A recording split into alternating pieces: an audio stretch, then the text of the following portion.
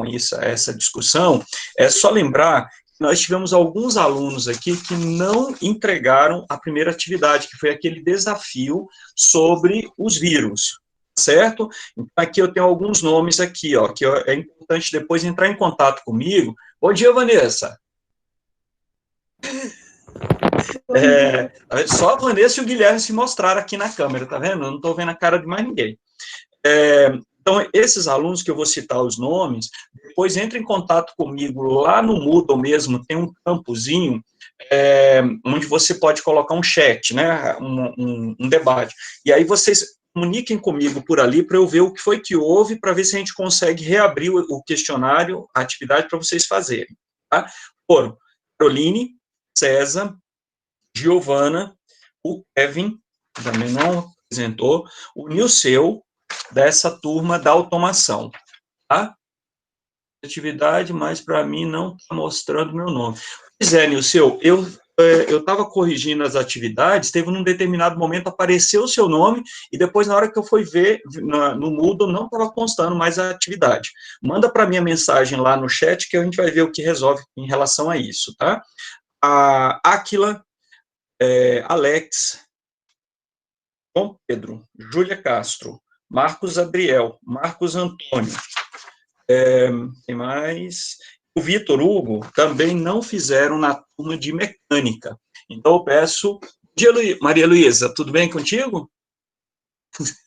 Então, é importante que vocês façam as atividades no prazo para a gente não ter problema com relação à nota de vocês, tá bom? É importante que vocês procurem acompanhar isso aí lá no sistema para não ficar pendente depois no final do semestre. Muito bem. Na aula passada a gente começou a falar sobre vírus. Tá? Então eu vou fazer algumas perguntas e eu quero ouvir de vocês também esse feedback. Os vírus são parasitas intracelulares obrigatórios.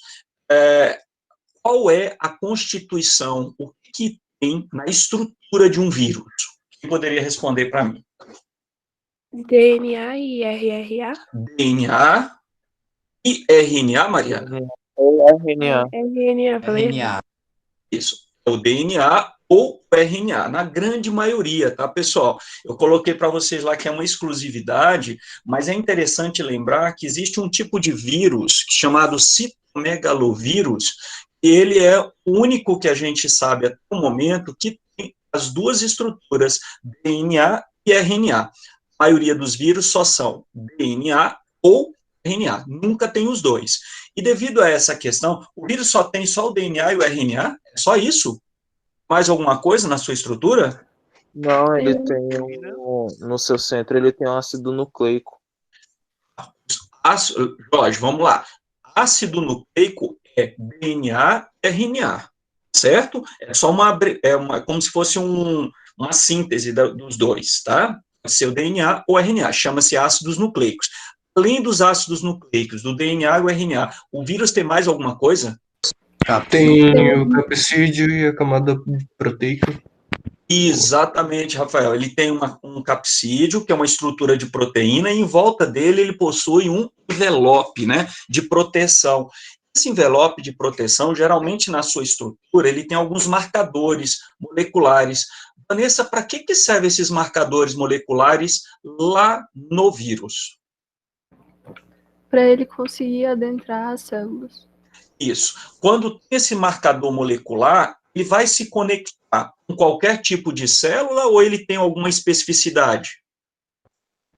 Não, ele tem uma afinidade com algumas células determinadas.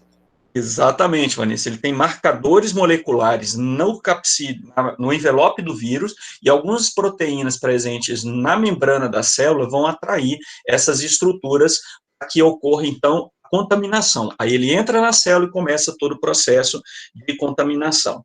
Outra coisa que é importante, que foi perguntado na atividade, quem vai me responder agora é a Larissa. Larissa, quando o vírus entra no nosso corpo e começa a manifestar alguns sintomas, uma das características que a gente percebe muitas vezes é a presença da febre. Por que a gente tem febre? Larissa? Larissa, está dormindo, Larissa? travando. Uhum. Tá bom. Vamos lá, César. Por que a gente tem febre, César? Sem o áudio. É uma reação do nosso corpo para tentar matar o vírus. Exatamente. É uma reação orgânica para tentar destruir o vírus. Pessoal, vamos só recapitular um pouquinho sobre isso, que é importante vocês entenderem. Quando o vírus entra no nosso corpo, inicialmente, ele vai procurar uma célula para se conectar e injetar o material genético. Quando o vírus injeta o material genético na nossa célula, ele começa a se dividir ali dentro. Enquanto ele estiver dentro da célula, o seu corpo não percebe a presença do parasita. Ele está dentro da tua célula. Só que à medida que ele vai se replicando, chega um momento que ele rompe a membrana da célula e cai no plasma sanguíneo. Quando ele cai no plasma sanguíneo, algumas células de defesa, principalmente os chamados macrófagos, ou glóbulos brancos que fazem fagocitose, que comem parasitas, essas células começam a liberar no plasma sanguíneo uma substância chamada prostaglandina, que ao chegar no hipotálamo, que é uma glândulazinha que a gente tem no cérebro, o hipotálamo percebe a presença dessa substância química e começa a promover o aumento da temperatura corporal.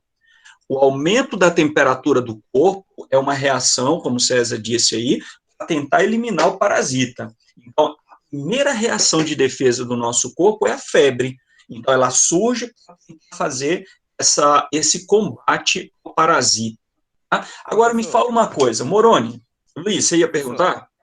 Isso, só queria saber se quando o nosso corpo esquenta, assim, no caso da febre, se é eficaz contra o vírus ou alguma bactéria que está no nosso organismo. Exatamente.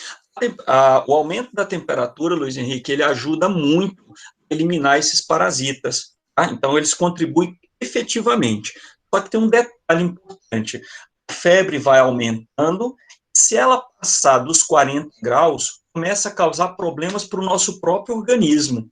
Então, por isso que a febre entre 38 e 39 graus, ela está atuando no combate ao parasita.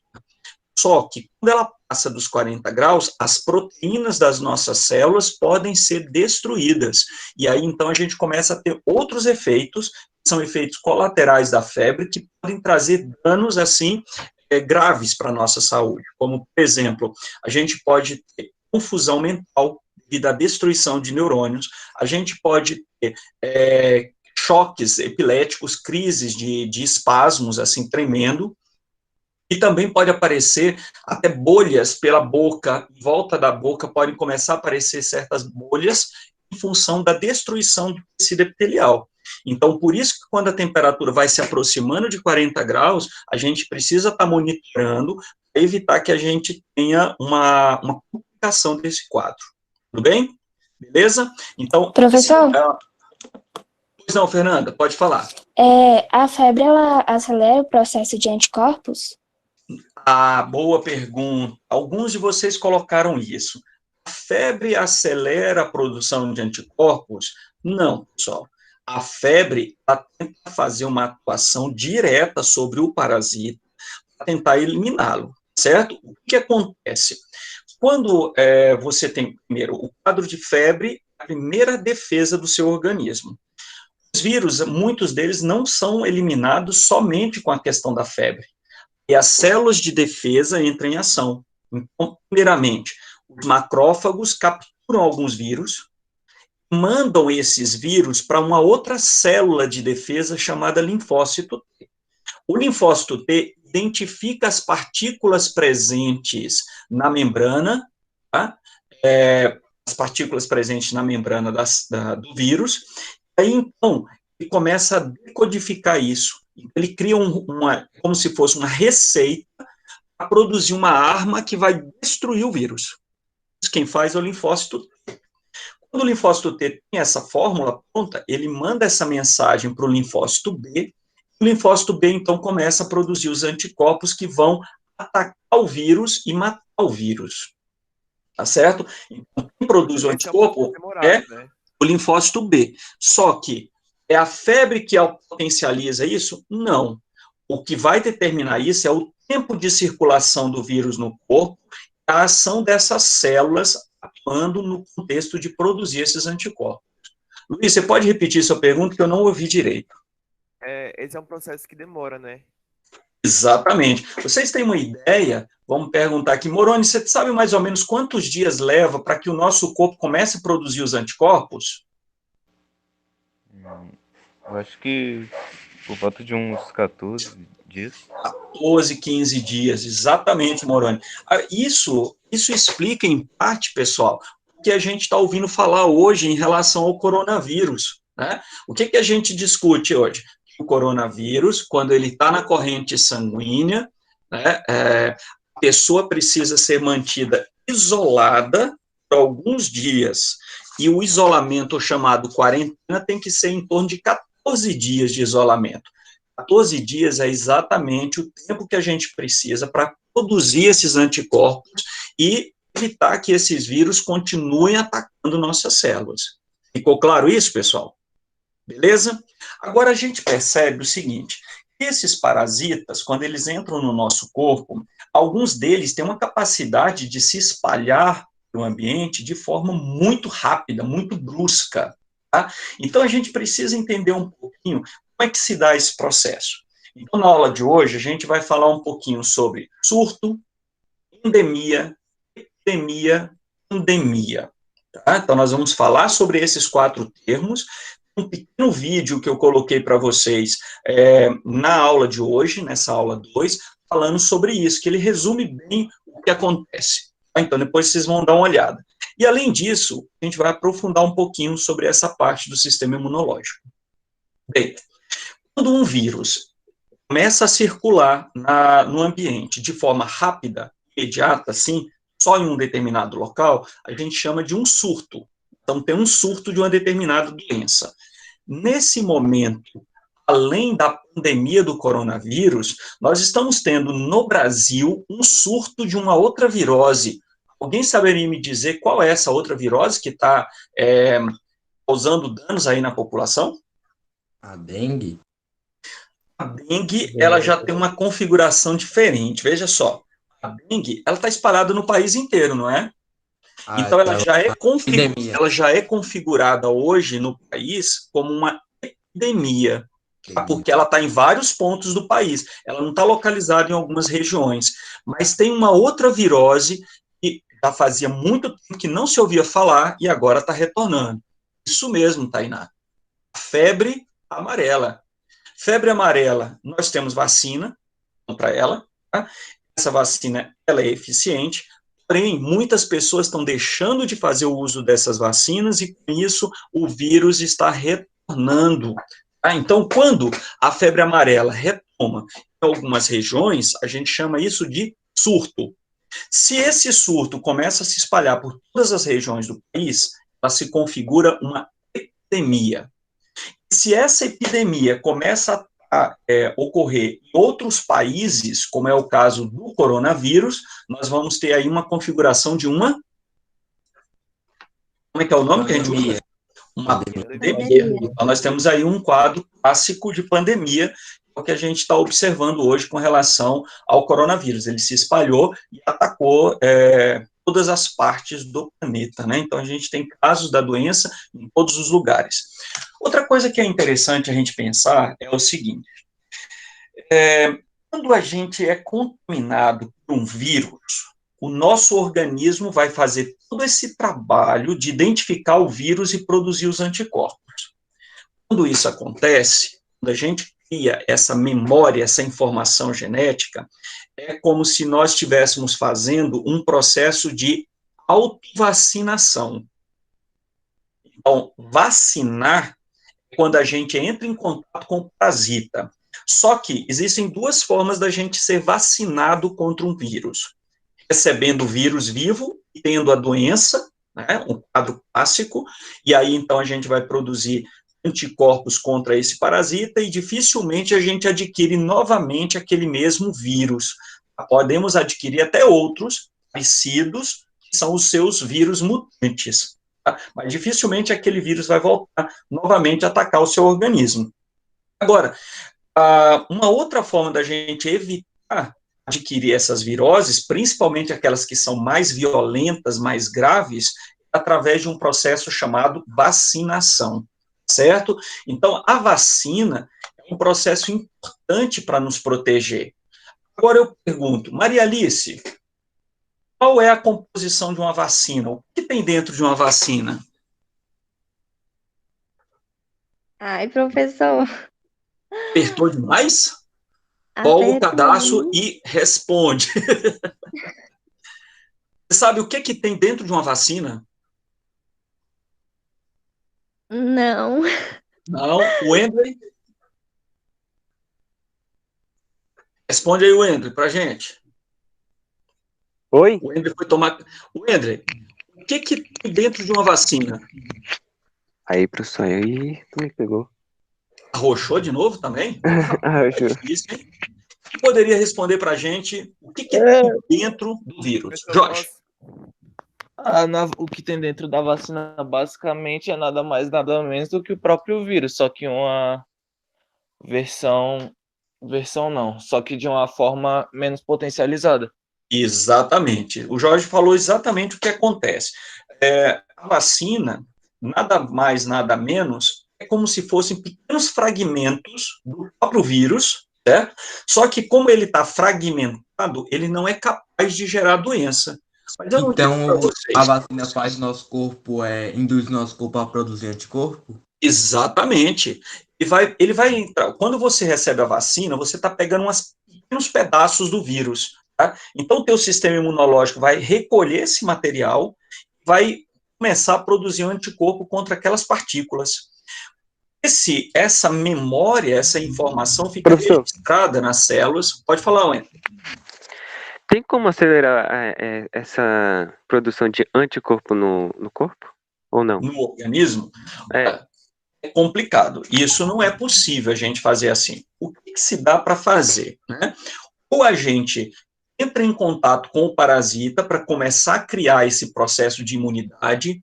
Isso que é importante quando a gente é criança, a gente não tem imunidade, a gente ter contato com o ambiente, né? A criança que põe a mão na terra, que em todos os objetos, ele está entrando em contato com uma série de parasitas, e com isso o sistema imunológico dele vai gerando uma quantidade de anticorpos e vai produzindo uma memória desses anticorpos. Tá? Mas acelerar o processo, não existe esse mecanismo. Tá?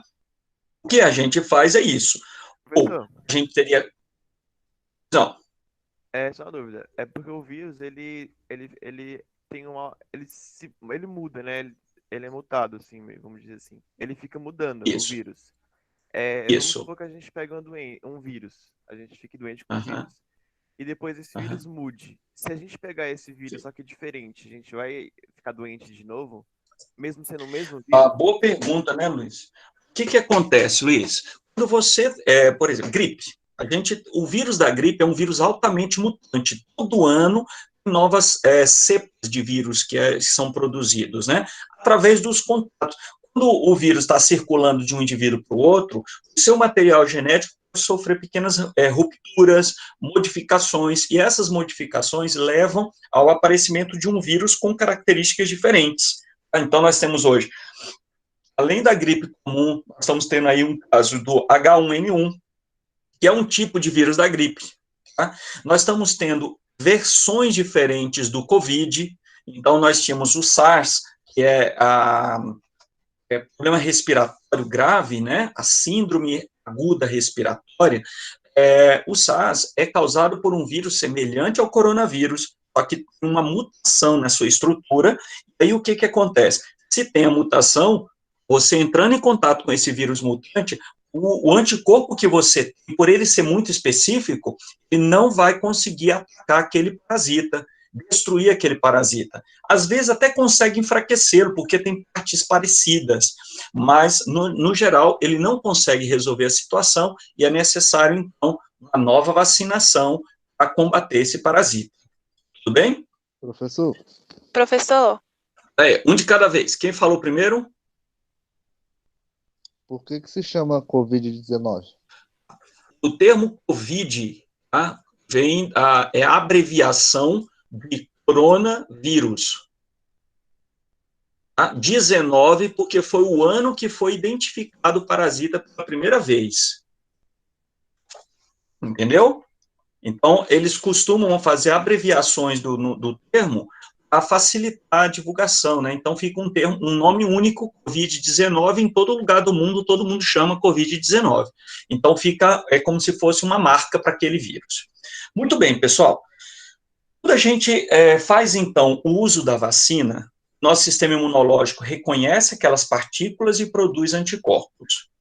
Geralmente, esses anticorpos vão ficar circulando no corpo por alguns dias e depois eles são eliminados. Mas a informação para produzir esses anticorpos continua na nossa célula, no linfócito B.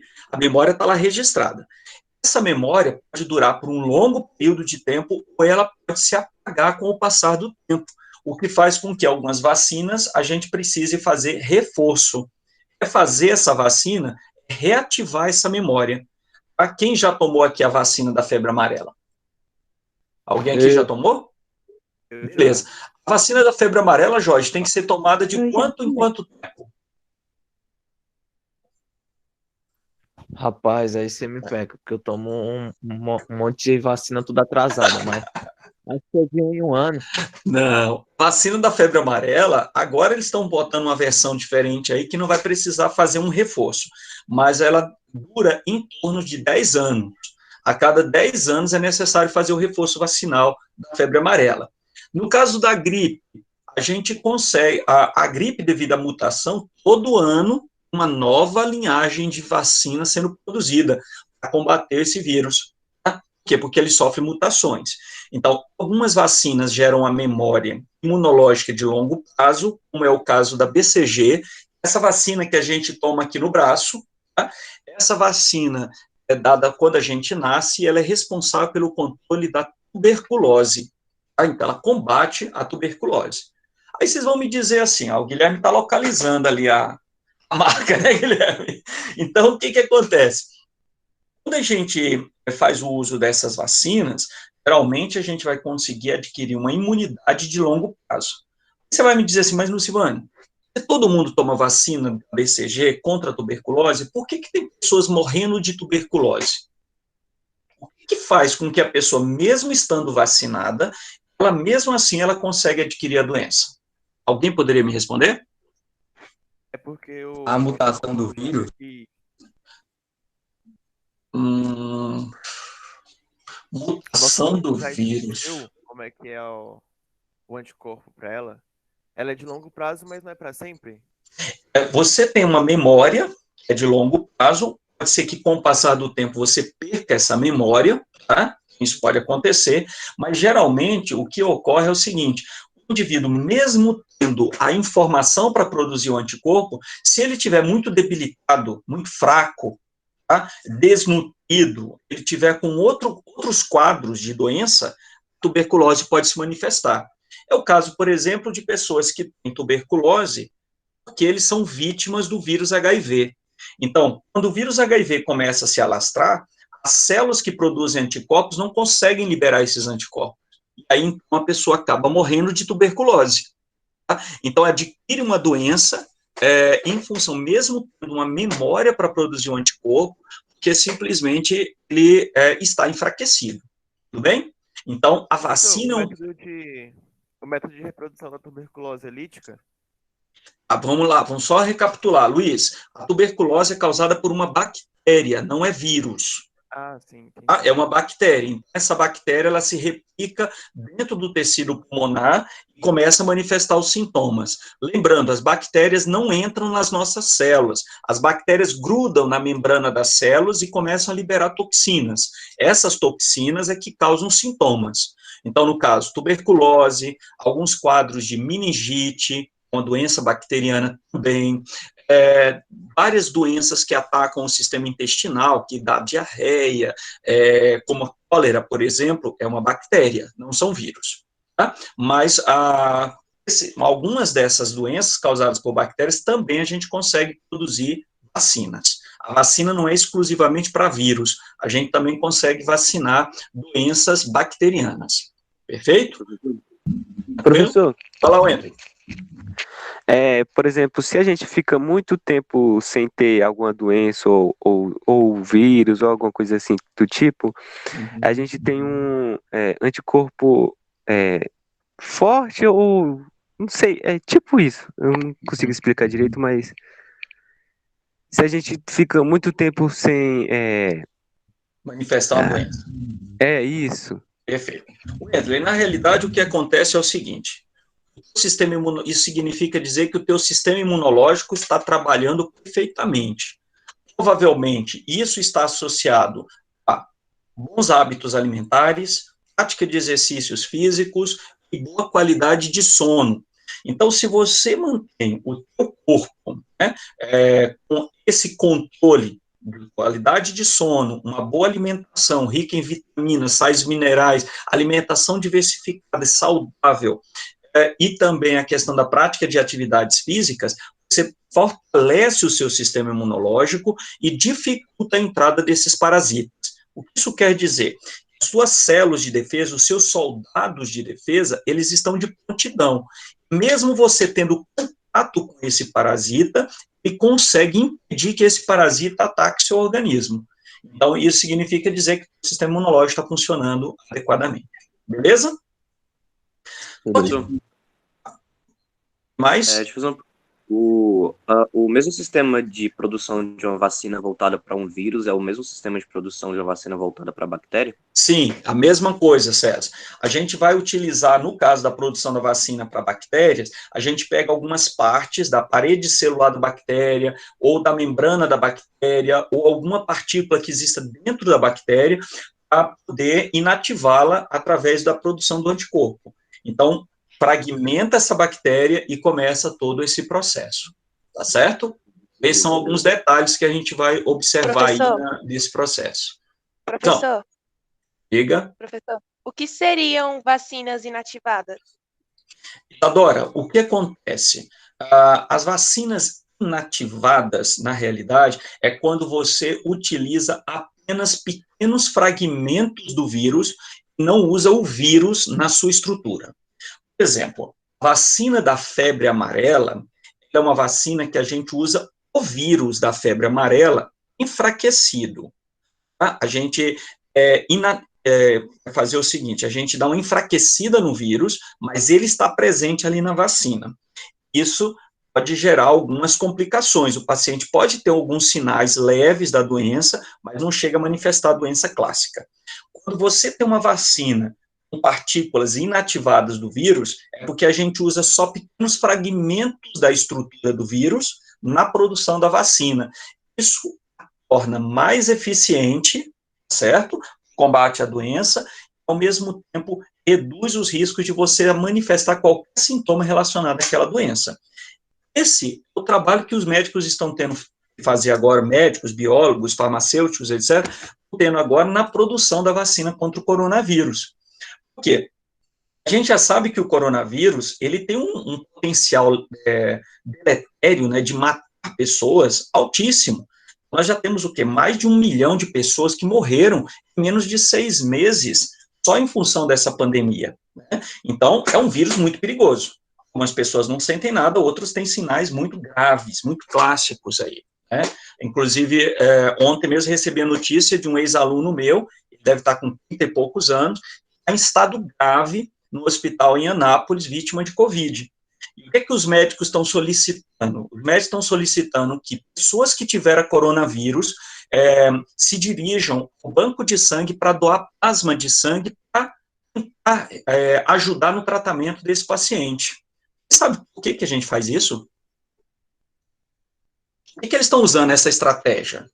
Porque no nosso plasma tem os anticorpos. Exatamente, Paulo, é isso aí. O que acontece é que as pessoas que tiveram contato com o vírus já produziram anticorpos. Esses anticorpos estão circulando na corrente sanguínea, principalmente se ocorreu isso nos últimos 30 dias.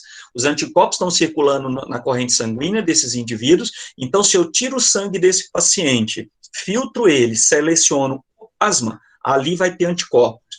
E como o paciente está num quadro muito grave, ainda não está produzindo anticorpos suficientes, se ele recebe esse plasma, pelo menos ameniza os sintomas da doença. Tá? Então, aquele quadro grave da doença acaba sendo revertido. Ficou claro? Beleza? Então, isso... Professor, Não, Maria. tem algum vírus que consegue meio que se camuflar e consegue se esconder dos anticorpos no nosso corpo? Sim. Alguém poderia me dizer qual é o exemplo desse vírus? Poderia falar? HIV. HIV. O HIV tem essa característica, Marianice. Ele fica escondido dentro dos linfócitos T, que são aquelas células que reconhecem o vírus e começam, então, a mandar a mensagem para produzir os anticorpos. Então, o HIV, ele é muito esperto, porque ele ataca exatamente a célula que reconhece o parasita. E quando ele estiver escondido ali dentro da célula, o linfócito T não consegue fazer absolutamente nada. Ele fica camuflado. O paciente que tem esse vírus escondido, ele pode ficar sem manifestar os sintomas, mas ele pode transmitir esse código genético a outras pessoas saudáveis. Por isso, a preocupação com relação à prevenção dessas doenças, certo? Isso é fundamental, porque muitas vezes a pessoa que é portadora do vírus não tem sintoma nenhum. Então você olha assim, nossa, fulano ali é uma gracinha, bonitinho, tá? Bombadinho, todo gostosinho, nem sempre significa dizer que esse é um cara saudável, né? Então, de repente, é necessário a gente estar atento, não vai sair por aí, sei lá, né, fazendo alguma coisa errada, né? Vocês já entenderam. Muito bem. Claro. Guilherme. Muito bem. Esses são alguns detalhes importantes, pessoal. Bom, fica claro na cabeça de vocês que a vacina é um processo de produção de uma substância contendo o parasita, ou partículas do parasita, certinho? Luiz, pode falar. Dependendo da vacina, se ele usa ou partículas do parasita ou o parasita em si enfraquecido, vai mudar o tempo da memória dos nossos anticorpos? Luiz, você fez uma pergunta difícil aí, né, Luiz? Não dá para a gente responder assim de cara, Luiz. Isso vai depender muito de cada parasita.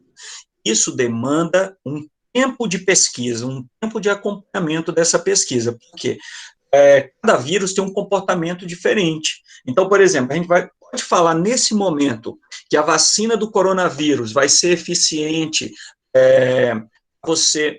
uma vacina que vai gerar uma memória permanente nas nossas células de defesa? Eu posso afirmar isso? Não. Não tem como eu afirmar isso agora. É que a pergunta, professor, que eu não consegui escutar. No caso do coronavírus, a vacina, eu posso afirmar nesse momento que a vacina vai gerar uma imunidade permanente nas pessoas?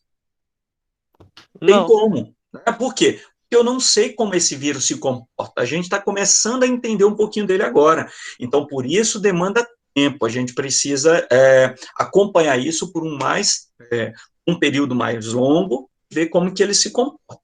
Agora, tem um outro detalhe importante. Nesse exemplo que eu acabei de falar para vocês, esse meu ex-aluno está precisando de plasma sanguíneo. Esse processo em que ele vai estar recebendo esses anticorpos prontos, significa dizer que ele vai gerar seus próprios anticorpos? Só de receber esse anticorpo, ele começa a produzir os seus próprios anticorpos? Acha que isso funciona?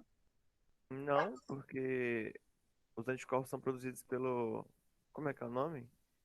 A presença da partícula do próprio vírus. Você entendeu?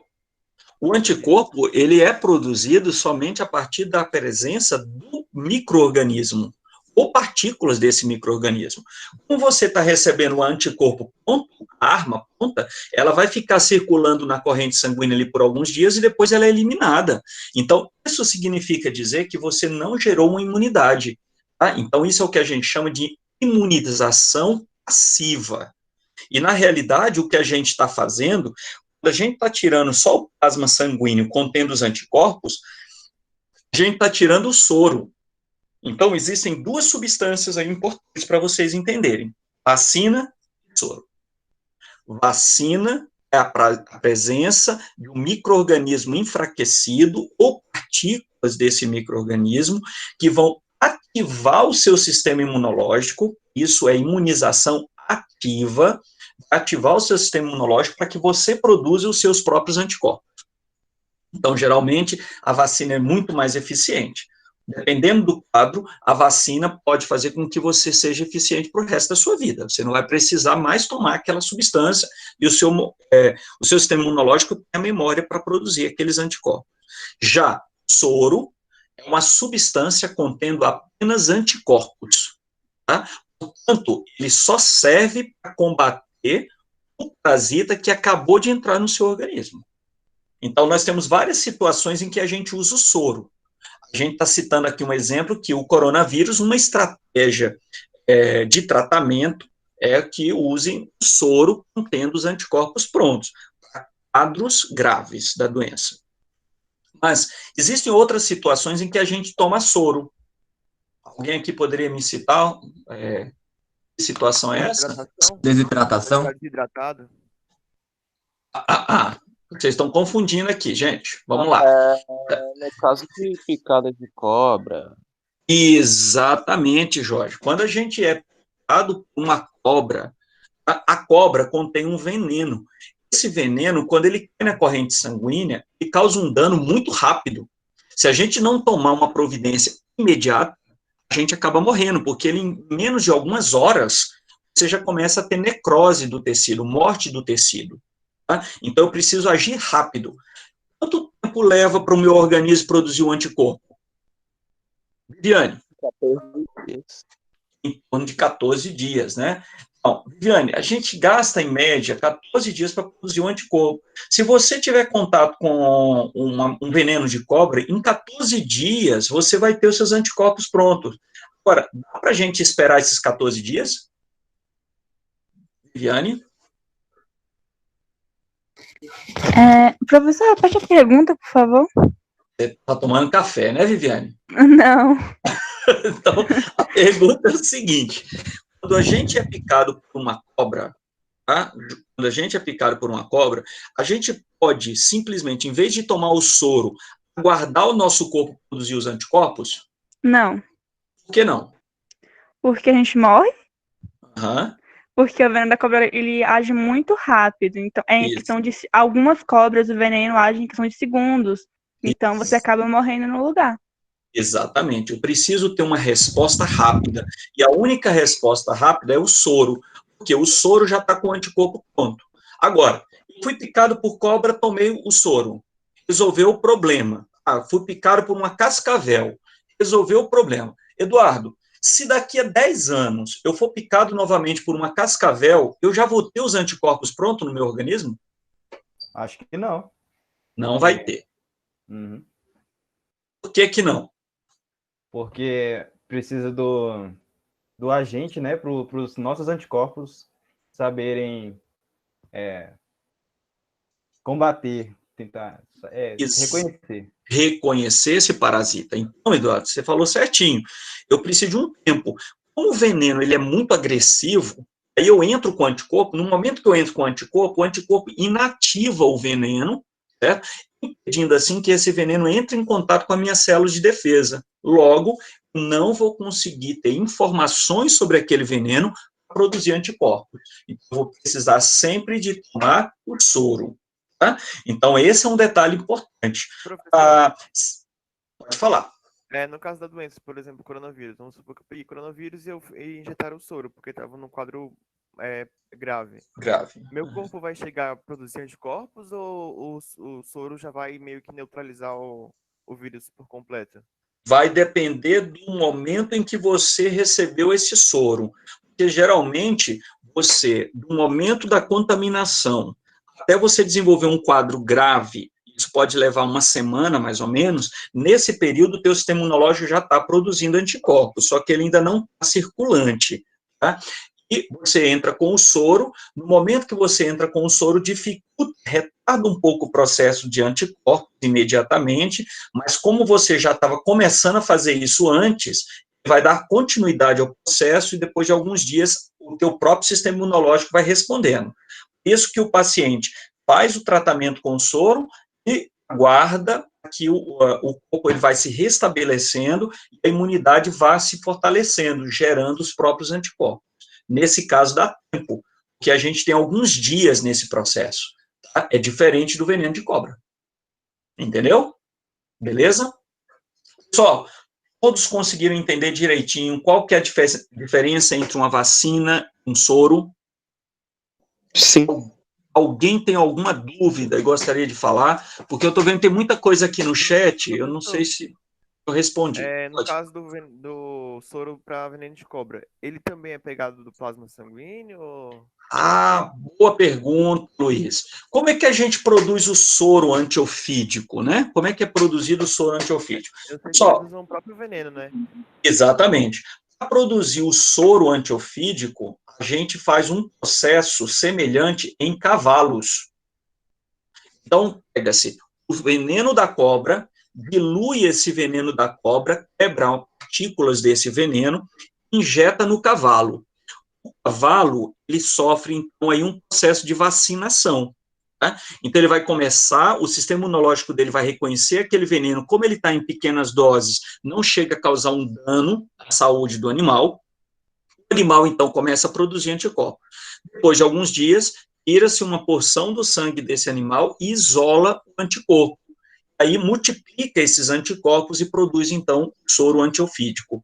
Então, o soro antiofídico é um processo produzido a partir da inoculação do veneno no cavalo, e o cavalo vai produzir anticorpos. O cavalo está sendo vacinado. E, posteriormente, a gente tira o soro desse cavalo e isola o anticorpo. Certo? Então, esses são os detalhes mais importantes aí nesse processo. Meus amigos, pergunte, filho. Sim.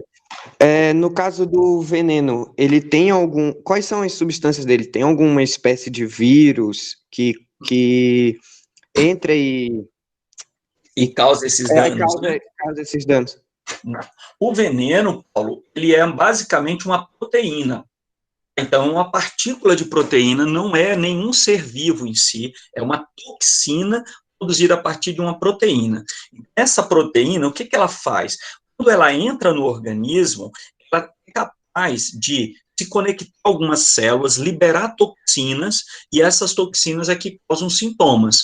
Geralmente, ela pode causar um sintoma de coagulação do sangue, ela pode causar uma necrose. Então, o sangue coagula, endurece, igual sangue de galinha, quando você vai preparar, depois de algumas horas ela vira um coágulo, né? Aquela coisa grossa. Quando cria aquele coágulo, o sangue não circula naquela região e as células morrem. Então, tem alguns venenos de cobra que tem essa ação. Outros venenos atuam diretamente no sistema nervoso central.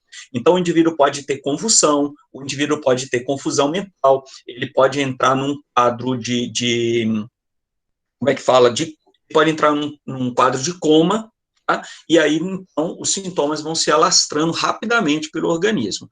Basicamente, é uma proteína, ok? Guilherme. Porque aqui no caso do coronavírus, algumas pessoas perdem o olfato e o paladar. Estou perguntando aqui no chat sobre isso. Exatamente, boa pergunta, né? Dos sintomas que as pessoas têm alegado, semana que vem a gente vai abordar mais sobre isso, tá? Algumas pessoas têm alegado que o caso do coronavírus, um dos sintomas é a perda do olfato e do paladar.